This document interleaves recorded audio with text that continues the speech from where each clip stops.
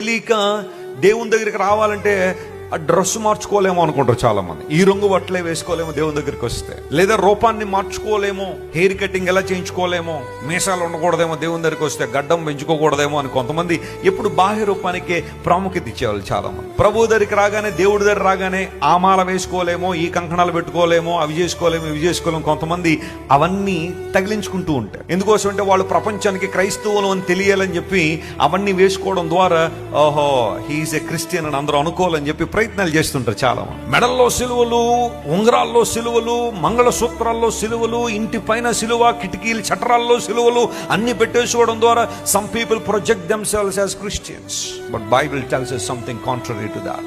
నీ బాహ్య రూపం మారడానికి దేవుడు ప్రాముఖ్యతనివ్వట్లేదు, కానీ నీ అంతరంగం మారాలి. నీ హృదయం మారకుండా, నీ అంతరంగం మారకుండా, నీ జీవితంలో మార్పులు రాకుండా నువ్వు బాహ్య రూపాన్ని ఎంత మార్చుకున్నా